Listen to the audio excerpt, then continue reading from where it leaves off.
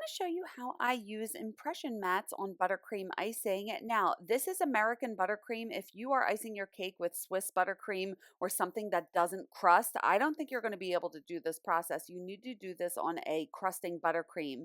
So what I did, I frosted this cake and I put it in the refrigerator overnight so it could solidify.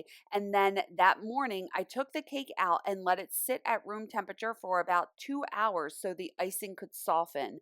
I know that sounds like a big process. However, I find that if I try to use the impression mat on the buttercream icing right after I frost the cake, the mat sticks to it and it creates a big mess. So I like to ice the cake, refrigerate it, and then thaw it for a couple hours before I use the mat. Now, this mat is an Karolyns impression mat. They're my favorite mats to use. They're not sold on Amazon, so you have to Google Karolyns impression mats to find where you can purchase them. Now I start by putting the center of the mat in the very front of the cake, and then I go a little bit to the left, and I'm starting by just using my thumb and gently pressing this pattern into the icing. Now the icing is a little bit soft, so I don't want to press too hard close to the top because I don't want to distort the icing at the very top of the cake. So I'm just running my finger all the way down, making sure that entire pattern is transferred, and then I just continue this to the back of the cake. So I lined up the pattern and I stop at the very back of the cake, and then I'm going to go to the other side and continue the pattern all the way to the back of the cake. Now there was still a little bit of space left at the very back, so I just continued it,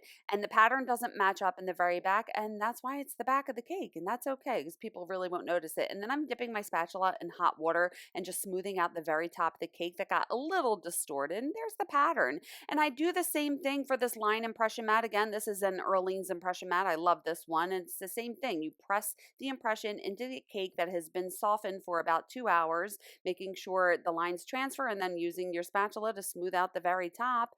And here are some of the cakes that I made with these impression mats. I just love them so much. It just adds a little bit more visual interest to your cakes by adding some texture. And for the diamond impressions, I like to use some dragées at the intersections just to give it a finished look. And I do have tutorials on my channel showing you how to decorate all of these cakes.